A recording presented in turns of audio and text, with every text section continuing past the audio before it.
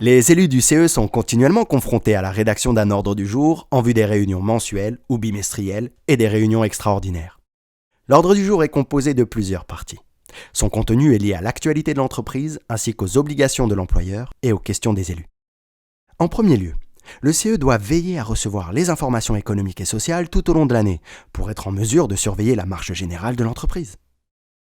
Ensuite, il faut intégrer des consultations obligatoires et ponctuelles dans l'ordre du jour. Le CE est par exemple consulté sur les orientations stratégiques ou encore sur la politique sociale. Les élus ont souvent des questions liées au fonctionnement de l'entreprise, à des préoccupations sociales. Des points de l'ordre du jour peuvent aussi concerner le fonctionnement de l'instance. L'ordre du jour est en toute logique bâti en interne par les élus lors d'une réunion préparatoire. Le secrétaire du CE, sur la base du projet d'ordre du jour, va ensuite le soumettre à l'employeur.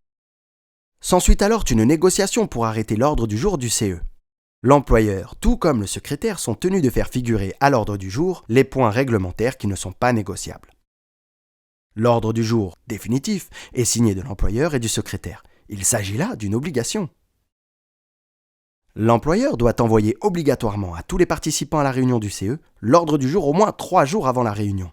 Il peut l'envoyer par mail, courrier ou le remettre en main propre. L'ordre du jour qui est envoyé par l'employeur est non modifiable.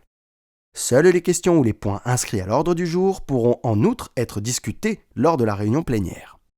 Rappelons que l'ordre du jour constitue le support préalable à la réalisation du procès-verbal du CE, rédigé par le secrétaire à l'issue de la réunion. Il est donc important d'en soigner la rédaction. Nous pouvons vous aider à réaliser vos ordres du jour du CE. L'aide d'un expert de notre agence peut s'organiser en présentiel ou en visioconférence à chaque fois où vous en exprimerez le besoin.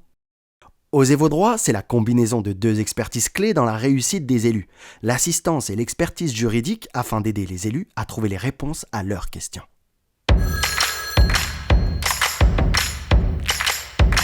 Appelez dès maintenant un consultant Osez vos droits et faites-lui part de votre besoin et de vos questions.